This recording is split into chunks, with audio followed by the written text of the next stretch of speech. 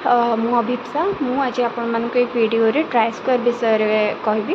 तो ये try square कौन जदि आम किसी गोटे ऑब्जेक्ट नौचे से ऑब्जेक्ट स्क्वायर अच्छी ना नहीं आम ये ट्राई स्क्वायर जापर ठीक अच्छे। तो ये ट्राई स्क्वायर आपने दीटा पार्ट देखिपे एटा गोटे पार्ट आईटा गोटे पार्ट जार थिकनेस अधिक अच्छी। तो ये जो पार्टा अच्छी या आम ब्लेड बोली कहूँ आउ ये जो पार्टा अच्छी जार थिकनेस अधिक यहाँ हूँ स्टॉक पार्ट। तो ये जो ब्लेड पार्ट आपण मैंने देखुं ये ब्लेड पार्टा मेनली स्प्रिंग स्टील बना जाए ये जो स्टॉक पार्ट देखुं यार सब थिकनेस अधिक थाए आईटा कास्ट आयरन बना जाए ठीक अच्छे।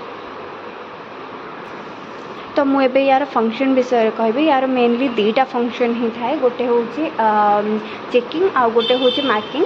तो चेकिंग रो काम हूँ आम 90 डिग्री एंगल को चेक करवा ठीक अच्छे। तो या द्वारा आम 90 डिग्री एंगल चेक करवा एबे किछ गोटे आम ऑब्जेक्ट नहीं कि 90 डिग्री एंगल चेक करवा ठीक अच्छे।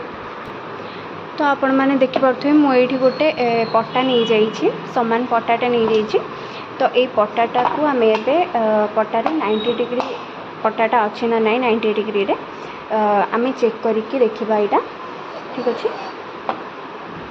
तो मुझे यार देखु या सांगे एबे फिट करके देखुची जे यहाँ 90 डिग्री एंगल अच्छे ना नहीं।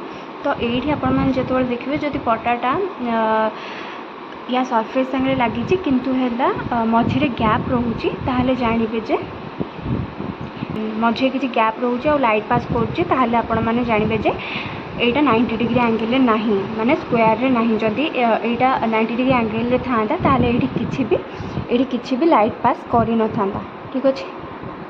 तो यार आउ गोटे काम हूँ आम यार सरफेसटा चेक करवा जे यहाँ स्ट्रेटनेस रे अच्छी ना नहीं पूरा स्ट्रेट रे यहाँ रोचे ना नहीं आम या चेक करवा।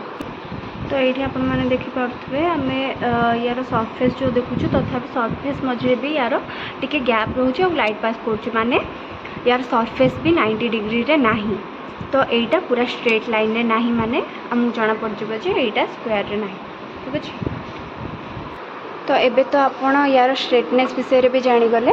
तो यार आउ गोटे लास्ट काम रोचे जोड़ा कि मार्किंग आम मार्किंग केमती करवा। तो आम सिंपल आपको एमती ये एंगल रखा तापर आमको जब 90 डिग्री रे किसी भी जिनस किसी 90 डिग्री मार्क करार अच्छी तो आम आपको ये एंगल रखिकी तो आम ये सरफेस सांगे सामान करके 90 डिग्री रे मार्क कर किसी जिनस आपको एमती मार्क कर ठीक अच्छे। जदि आपण मानू मोर वीडियो भल लगी ताहले लाइक शेयर करेंगे आउ एमती नुआ वीडियो आम चैनल को सब्सक्राइब करेंगे। नमस्कार।